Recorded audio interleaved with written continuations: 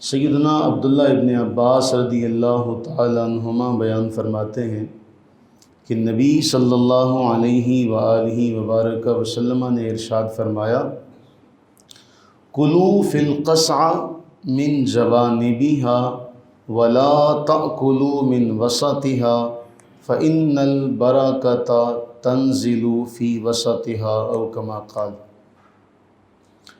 رسول اللہ صلی اللہ علیہ وآلہ وبارک وسلم ارشاد فرما رہے ہیں کہ جب تم کھانا کھانے بیٹھو اور تمہارے سامنے کھانے کا برتن ہو تو فرمایا کلوا فی القصعۃ من جوانبها، اس کے کناروں سے کھاؤ اور اس کا درمیانی حصہ چھوڑ دو، اس لیے کہ درمیانی حصے میں برکت نازل ہوتی ہے۔ کہاں سے کھاؤ؟ کناروں سے کھاؤ، درمیان والا حصہ چھوڑ دو کہ درمیان والے حصے میں نزول برکت ہوتا ہے، یہ وہ جگہ ہے جہاں برکت نازل ہو رہی ہے۔ اچھا، یہ مسند احمد کے علاوہ یہ روایت جو ہے ابو داؤد میں، جامع ترمذی میں اور ابن ماجہ میں سیدنا عبداللہ ابن عباس رضی اللہ تعالی عنہما سے ہی یہ بیان کی جاتی ہے۔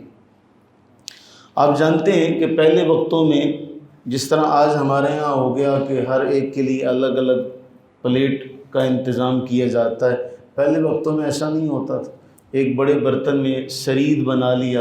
سرید آپ جانتے ہیں عرب میں شوربے کے اندر وہ روٹی کے ٹکڑے جو ہیں وہ بھگو کر اس کو سرید کہا جاتا ہے۔ وہ کھانا کھانے بیٹھتے یا ایک بڑا سا برتن ہوتا، اس کے اندر سارا موجود ہوتا۔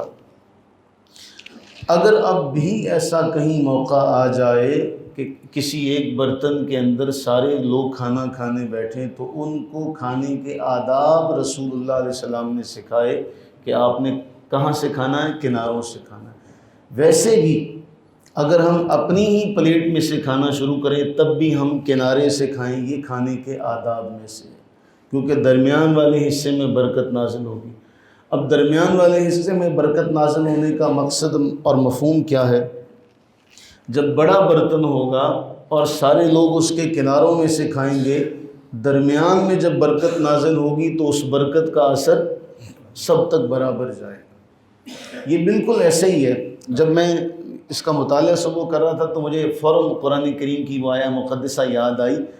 آپ کو یاد ہے ہم نے کئی بار یہ بات پڑھی ہے، جب شیطان نے کہا کہ ثم لآتینہم من بین ایدیہم ومن خلفہم وعن ایمانہم وعن شمائلہم، کہ اے باری تعالیٰ میں ان کے آگے سے آؤں گا، ان کے پیچھے سے آؤں گا، ان کے دائیں سے، ان کے بائیں سے، میں ان کو ان چار طرفوں سے ورغلانے کی کوشش کروں گا۔